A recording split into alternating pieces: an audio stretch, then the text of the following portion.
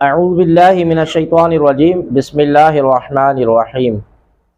یا ایہا الذین آمنوا لا تکونوا کالذین کفروا وقالوا لإخوانهم اذا ضربوا في الارض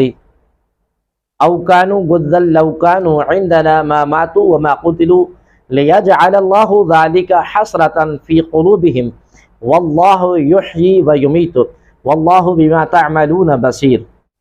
یعنی اے ایمان والو، کافروں کی طرح نہ ہونا جنہوں نے اپنے بھائیوں کے بارے میں کہا جب وہ سفر میں یا جہاد میں گئے کہ اگر یہ ہمارے پاس ہوتے تو نہ مرتے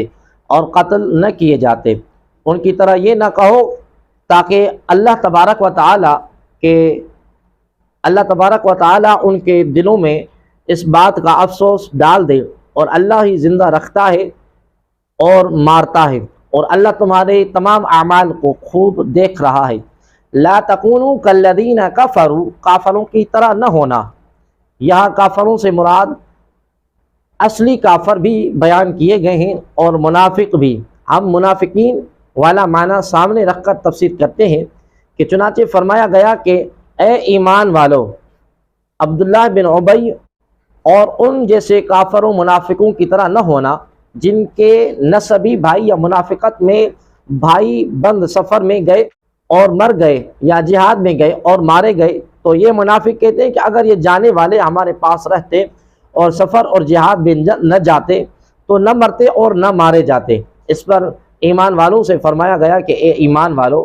تم ان کافروں کی طرح کی کوئی بات نہ کہنا، تاکہ ان کی بات اور ان کا یہ عقیدہ کہ اگر سفر اور جہاد میں نہ جاتے تو نہ مرتے ان کے دلوں میں باعث حسرت بن جائے۔ حقیقی مسلمان تو یہ عقیدہ رکھتا ہے کہ موت اور حیات اللہ تبارک و تعالی ہی کے اختیار میں ہے۔ وہ چاہے تو مسافر اور غازی کو سلامت لے آئے اور محفوظ گھر میں بیٹھے ہوئے کو موت دے دے۔ کیا گھروں میں بیٹھ رہنا کسی کو موت سے بچا سکتا ہے؟ اور جہاد میں جانے سے کب موت لازم آئی ہے؟ اور اگر آدمی جہاد میں مارا جائے تو وہ موت گھر کی موت سے کئی درجہ بہتر ہے۔ لہذا منافقین کا یہ قول باطل اور فریب ہے، اور ان کا مقصد مسلمانوں کو جہاد سے نفرت دلانا ہے، جیسا کہ اگلی آیت میں ارشاد ہوتا ہے وَلَئِنْ قُتِلْتُمْ فِي سَبِيلِ اللَّهِ أَوْ مُتْتُمْ لَمَغْفِرَةٌ مِّنَ اللَّهِ وَرَحْمَةٌ خَيْرٌ مِّمَّا يَجْمَعُونَ، یعنی اور بے شک اگر تم اللہ کی راہ میں شہید کر دیے جاؤ یا مر جاؤ تو اللہ تبارک و تعالیٰ کی بخشش اور رحمت اس دنیا سے بہتر ہے جو یہ جمع کر رہے ہیں۔ وَلَئِنْ قُتِلْتُمْ فِي سَبِيلِ اللَّهِ، اور بے شک اگر تم اللہ کی راہ میں شہید کر دیے جاؤ۔ آیت میں فرمایا گیا کہ اگر تم اللہ تبارک و تعالیٰ کی راہ میں شہید کر دیے جاؤ یا تمہیں طبعی موت ہی آئے لیکن تم اللہ تبارک و تعالیٰ کی راہ میں ہو تو یہ موت مغفرت اور رحمت کا سبب ہوگی، اور ایسی موت دنیا کی دھن دولت سے بہتر ہے۔ اللہ تبارک و تعالیٰ کی راہ میں مرنا یہ ہے کہ جہاد کے راستے میں موت، اور اسی حکم میں بھی یہ داخل ہے کہ عبادت کرتے ہوئے یا ذکر کرتے ہوئے یا علمی خدمت کرتے ہوئے یا تبلیغ دین کرتے ہوئے موت آ جائے، اس حال میں موت بھی اللہ تبارک و تعالیٰ کی راہ میں موت ہے، اور اس کا نتیجہ بھی رب کریم کی رحمت اور مغفرت ہے۔ وَلَئِن مُتُّمْ أَوْ قُتِلْتُمْ لَإِلَى اللَّهِ تُحْشَرُونَ، اور اگر تم مر جاؤ یا مارے جاؤ، بہرحال تمہیں اللہ کی بارگاہ میں جمع کیا جائے گا۔ وَلَئِن مُتُّمْ، اور اگر تم مر جاؤ۔ صدر الافاضل مولانا نعیم الدین مراد آبادی رحمۃ اللہ تعالی نے یہاں نہایت پر لطف تفسیر کرتے ہوئے فرماتے ہیں کہ یہاں مقام عبدیت کے تینوں مقاموں کا بیان فرمایا گیا۔ پہلا مقام تو یہ ہے کہ بندہ بخوف دوزخ اللہ تبارک و تعالیٰ کی عبادت کرے تو اس کو عذاب نار سے امان دی جائے، اور اس کی طرف لمغفرۃ من اللہ میں اشارہ ہے۔ دوسری قسم وہ بندے ہیں جو جنت کے شوق میں اللہ تبارک و تعالیٰ کی عبادت کرتے ہیں، اس کی طرف ورحمت میں اشارہ ہے، کیونکہ رحمت بھی جنت کا ایک نام ہے۔ تیسری قسم وہ بندے ہیں جو عشق الہی میں اور اس کی ذات پاک کی محبت میں اس کی عبادت کرتے ہیں، اور ان کا مقصود اس کی ذات کے سوا اور کچھ نہیں ہے۔ انہیں حق سبحانہ و تعالی اپنے دائرۂ کرامت میں اپنی تجلی سے نوازے گا، اس کی طرف لَإِلَى اللَّهِ تُحْشَرُونَ میں فَبِمَا رَحْمَةٍ مِّنَ اللَّهِ لِنْتَ لَهُمْ وَلَوْ كُنْتَ فَضًّا غَلِيظَ الْقَلْبِ لَانفَضُّوا مِنْ حَوْلِكَ فَاعْفُ عَنْهُمْ وَاسْتَغْفِرْ لَهُمْ وَشَاوِرْهُمْ فِي الْأَمْرِ فَإِذَا عَزَمْتَ فَتَوَكَّلْ عَلَى اللَّهِ إِنَّ اللَّهَ يُحِبُّ الْمُتَوَكِّلِينَ۔ تو اے حبیب، اللہ کی کتنی بڑی مہربانی ہے کہ آپ ان کے لیے نرم دل ہیں، اور اگر آپ ترش مزاج سخت دل ہوتے تو یہ لوگ ضرور آپ کے پاس سے بھاگ جاتے، تو آپ ان کو معاف فرماتے رہو اور ان کی مغفرت کی دعا کرتے رہو اور کاموں میں ان سے مشورہ لیتے رہو، پھر جب کسی بات کا پختہ ارادہ کر لو تو اللہ پاک پر بھروسہ کرو، بے شک اللہ تبارک و تعالی توکل کرنے والوں سے محبت فرماتا ہے۔ فَبِمَا رَحْمَةٍ مِّنَ اللَّهِ، تو اللہ کی کتنی بڑی رحمت ہے۔ اس آیت میں رسول اکرم نور مجسم صلی اللہ علیہ وآلہ وسلم کے اخلاق کریمہ کا بیان کیا جا رہا ہے۔ چنانچہ ارشاد فرمایا کہ حبیب صلی اللہ علیہ وآلہ وسلم، اللہ تبارک و تعالیٰ کی آپ صلی اللہ علیہ وسلم پر کتنی بڑی رحمت ہے کہ اس نے آپ کریم صلی اللہ علیہ وسلم کو نرم دل، شفیق اور رحیم اور کریم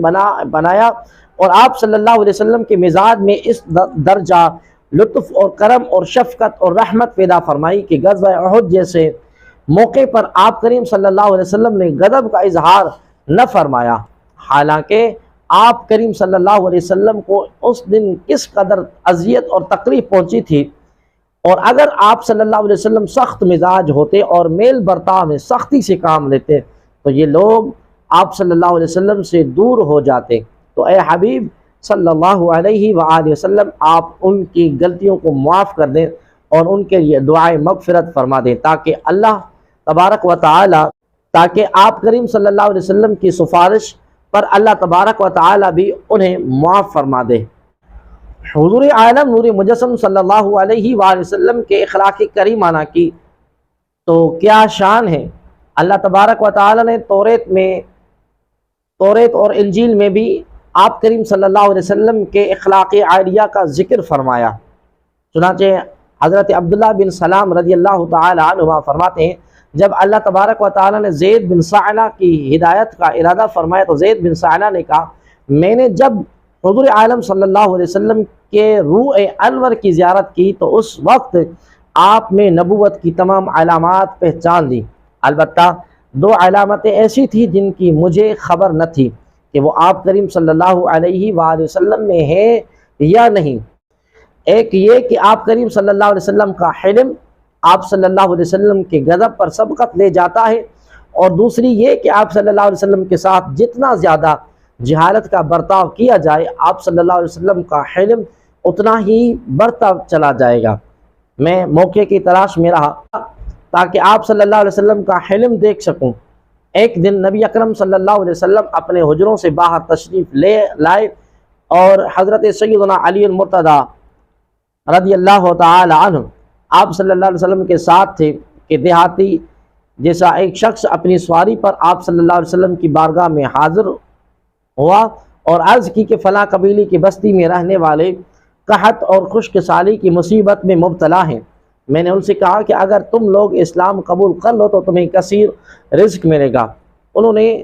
اسلام قبول کر لیا۔ یا رسول اللہ صلی اللہ علیہ وسلم، مجھے ڈر ہے کہ جس طرح وہ رزق ملنے کی امید پر اسلام میں داخل ہوئے کہیں وہ رزق نہ ملنے کی وجہ سے اسلام سے نکل نہ جائے۔ اگر ممکن ہو تو ان کی طرف کوئی ایسی چیز بھیج دیں جس سے ان کی مدد ہو جائے۔ حضور عالم نور مجسم صلی اللہ علیہ وسلم نے اس شخص کی طرف دیکھا اور حضرت علی رضی اللہ تعالی عنہ کو دیکھا تو انہوں نے عرض کی، یا رسول اللہ صلی اللہ علیہ وسلم، اس میں سے کچھ باقی۔ حضرت علی رضی اللہ تعالی عنہ کو دکھایا تو انہوں نے عرض کی، یا رسول اللہ صلی اللہ علیہ وسلم، اس میں سے کچھ باقی نہیں بچا۔ زید بن ثعلبہ کہتے ہیں کہ میں حضور عالم صلی اللہ علیہ وسلم کے قریب ہوا اور کہا، اے محمد صلی اللہ علیہ وآلہ وسلم، کیا آپ ایک مقررہ مدت تک فلاں قبیلے کے باغ کی معین مقدار میں کھجوریں مجھے بیچ سکتے ہیں؟ آپ کریم صلی اللہ علیہ وسلم نے ارشاد فرمایا، اے یہودی، ایسے نہیں، میں ایک مقررہ مدت تک اور معین مقدار میں کھجوریں تمہیں بیچوں گا لیکن کس باغ کو خاص نہیں کروں گا۔ زید بن سائنہ کہتے ہیں کہ میں نے کہا کہ ٹھیک ہے، چنانچہ میں نے ایک مقررہ مدت تک معین مقدار میں کھجور کے بدلے 80 مسقال سونا حضور عالم صلی اللہ علیہ وسلم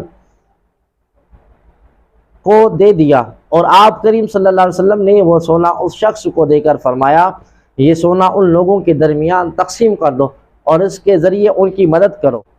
زید بن سائنہ کہتے ہیں کہ جب وہ مدت پوری ہونے میں 2 یا 3 دن رہ گئے تو میں نے مسجد میں آپ کریم صلی اللہ علیہ وسلم کا دامن اقدس پکڑ کر تیز نگاہ سے دیکھتے ہوئے یوں کہا، اے محمد میرا حق ادا کرو۔ اے عبد المطلب کے خاندان والو، تم سب کا یہی طریقہ ہے کہ تم لوگ ہمیشہ لوگوں کے حقوق ادا کرنے میں دیر لگایا کرتے ہو اور ٹال مٹول کرنا تم لوگوں کی عادت بن چکی ہے۔ اس دوران میں نے حضرت عمر فاروق رضی اللہ تعالی عنہ کی طرف دیکھا کہ ان کی آنکھیں ان کے چہرے پر گھوم رہی تھیں۔ انہوں نے جلال بھری نظروں سے دیکھتے ہوئے مجھ سے فرمایا، اے دشمن خدا، کیا تم رسول کریم صلی اللہ علیہ وسلم سے ایسی بات اور ایسی حرکت کر رہے ہو؟ اس خدا کی قسم جس نے انہیں حق کے ساتھ بھیجا ہے، اگر مجھے نبی کریم صلی اللہ علیہ وسلم کا لحاظ نہ ہوتا تو میں ابھی اپنی تلوار سے تیرا سر اڑا دیتا۔ رسول کریم صلی اللہ علیہ وسلم پرسکون انداز میں حضرت عمر فاروق رضی اللہ تعالی عنہ کی طرف دیکھنے لگے اور مسکرائے، پھر ارشاد فرمایا، ہم دونوں کو اس کے علاوہ چیز کی زیادہ ضرورت تھی کہ تم مجھے اچھے طریقے سے ادائیگی کا کہتے اور اسے اچھے انداز میں مطالبہ کرنے کا کہتے۔ اے عمر رضی اللہ تعالی عنہ، تم اسے اس کا حق دے دو اور 20 صاع کھجوریں اس کے حق سے زیادہ دے دینا۔ زید بن سائنہ کہتے ہیں کہ جب حضرت عمر فاروق رضی اللہ تعالی عنہ مجھے زیادہ کھجوریں دی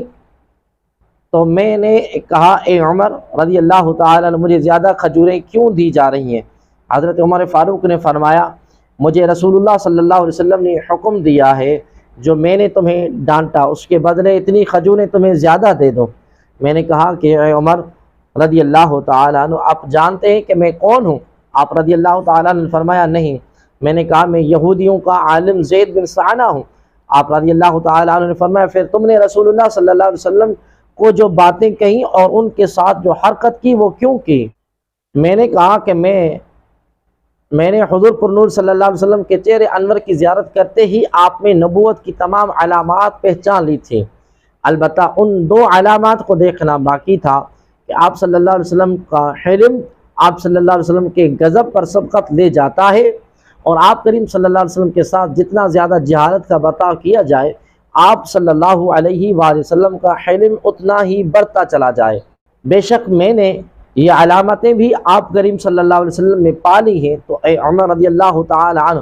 آپ گواہ ہو جائیں کہ میں اللہ تبارک و تعالیٰ کے رب ہونے، اسلام کے دین ہونے اور محمد کریم صلی اللہ علیہ وسلم کے نبی ہونے پر راضی ہوا۔ میں بہت مالدار ہوں، آپ گواہ ہو جائیں کہ میں نے اپنا آدھا مال تاجدار رسالت صلی اللہ علیہ وسلم کی امت پر صدقہ کر دیا۔ پھر حضرت زید رضی اللہ تعالی عنہ سرکار دو عالم نور مجسم صلی اللہ علیہ وسلم کی بارگاہ میں حاضر ہوئے اور کہا کہ میں گواہی دیتا ہوں کہ اللہ تبارک و تعالیٰ کے سوا کوئی معبود نہیں، اور محمد صلی اللہ علیہ وسلم اس کے بندے اور رسول ہیں۔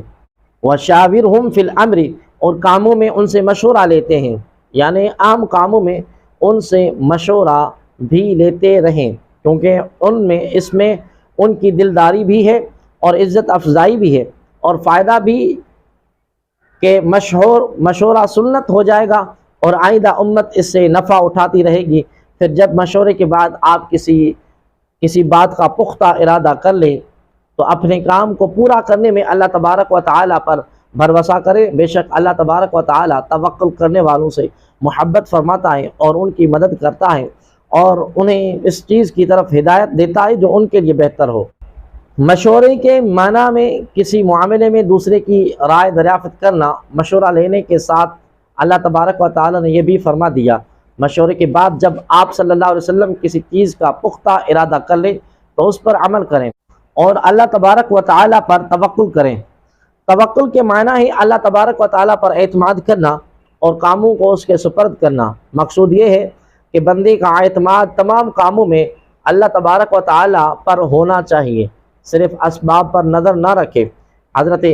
عمران بن حسین رضی اللہ تعالی عنہ سے روایت ہے کہ حضور پر نور صلی اللہ علیہ وآلہ وسلم نے ارشاد فرمایا، جو اللہ تبارک و تعالی پر بھروسہ کرے تو ہر مشکل میں اللہ تعالی اسے کافی ہوگا اور اسے وہاں سے رزق دے گا جہاں اس کا گمان بھی نہیں ہوگا، اور جو دنیا پر بھروسہ کرے تو اللہ تبارک و تعالی اسے دنیا کے سپرد فرما دیتا ہے۔ حضرت سیدنا عمر فاروق رضی اللہ تعالی عنہ سے روایت ہے کہ نبی اکرم صلی اللہ علیہ وآلہ وسلم نے ارشاد فرمایا، اگر اللہ تبارک و تعالی پر جیسا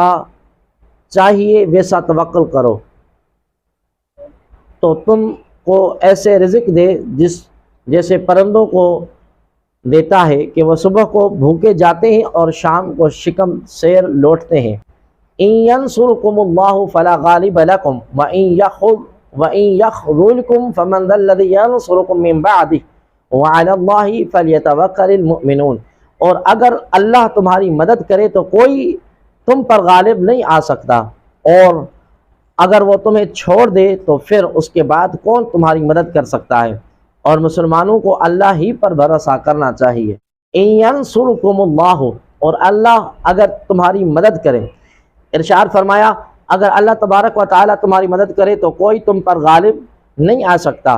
اور یہ یاد رکھو کہ اللہ تعالیٰ کی مدد ہی اللہ تبارک و تعالیٰ کی مدد وہی پاتا ہے جو اپنی قوت اور طاقت پر بھروسہ نہیں کرتا، بلکہ اللہ تبارک و تعالیٰ کی قدرت اور رحمت کا امیدوار رہتا ہے۔ اور اگر اللہ تبارک و تعالیٰ تمہیں چھوڑ دے تو اس کے چھوڑنے کے بعد کون تمہاری مدد کر سکتا ہے؟ یقیناً کوئی نہیں۔ غزوہ بدر، حنین سے دونوں باتیں واضح ہو جاتی ہیں۔ غزوہ بدر میں کفار کا لشکر تعداد اسلحہ اور جنگی طاقت کے اعتبار سے مسلمانوں سے بڑھ کر تھا، لیکن مسلمانوں کا پورا بھروسہ اللہ تعالیٰ کی ذات پر تھا، جس کا نتیجہ مسلمانوں کی فتح اور کامرانی کی شکل میں ظاہر ہوا، اور فرشتوں کی صورت میں اللہ تبارک و تعالیٰ کی مدد نازل ہوئی۔ جبکہ غزوہ حنین میں بعض مسلمانوں نے اپنی عددی کثرت پر فخر کا اظہار کیا، جس کے نتیجے میں مسلمانوں کو سخت نقصان اٹھانا پڑا۔ پورا واقعہ سورہ توبہ آیت نمبر 25 میں مذکور ہے۔ وَمَا كَانَ لِنَبِيٍّ أَن يَغُلَّ وَمَن يَغْلُلْ يَأْتِ بِمَا غَلَّ يَوْمَ الْقِيَامَةِ ثُمَّ تُوَفَّى كُلُّ نَفْسٍ مَا كَسَبَتْ وَهُمْ لَا يُظْلَمُونَ، اور کسی نبی کا خیانت کرنا ممکن ہی نہیں، اور جو خیانت کرے تو وہ قیامت کے دن اس چیز کو لے کر آئے گا جس میں اس نے خیانت کی ہوگی، پھر ہر شخص کو اس کے اعمال کا پورا بدلہ دے دیا جائے گا اور ان پر ظلم نہیں کیا جائے گا۔ ما کان لنبی ان یغل، اور کسی نبی کا خیانت کرنا ممکن ہی نہیں ہے۔ نبی علیہ السلام کا خیانت کرنا ممکن نہیں، کیونکہ یہ شان نبوت کے خلاف ہے۔ نیز انبیاء کرام علیہ السلام گناہوں سے معصوم ہوتے ہیں، لہذا ان سے ایسا ممکن نہیں۔ وہ تو وحی کے معاملے میں خیانت نہیں کرتے، اور نہ کسی اور معاملے میں۔ شان نزول ایک جنگ میں مال غنیمت میں ایک چادر گم ہو گئی۔ بعض منافقوں نے کہا کہ حضور عالم صلی اللہ علیہ وسلم نے اپنے لیے رکھ لی ہوگی، اس پر یہ آیت کریمہ نازل ہوئی۔ ناظرین محترم، اس سے کئی مسئلہ معلوم ہوئے۔ ایک یہ کہ غنیمت کی تقسیم کے بغیر ناجائز طریقے پر کچھ لینا سخت حرام ہے۔ دوسرا یہ کہ نبی کریم صلی اللہ علیہ وسلم گناہوں سے معصوم ہیں۔ گناہ اور نبوت میں وہی نسبت ہے جو اندھیرے اور اجالے میں ہے۔ تیسرا یہ کہ نبی کریم صلی اللہ علیہ وسلم پر بدگمانی منافقوں کا کام ہے اور کفر ہے۔ چوتھا یہ کہ نبی کریم صلی اللہ علیہ وسلم رب العالمین کے ایسے پیارے ہوتے ہیں، نبی علیہ السلام اللہ تبارک و تعالیٰ کے ایسے پیارے ہوتے ہیں کہ اللہ تبارک و تعالیٰ ان پر سے لوگوں کی تہمتیں دور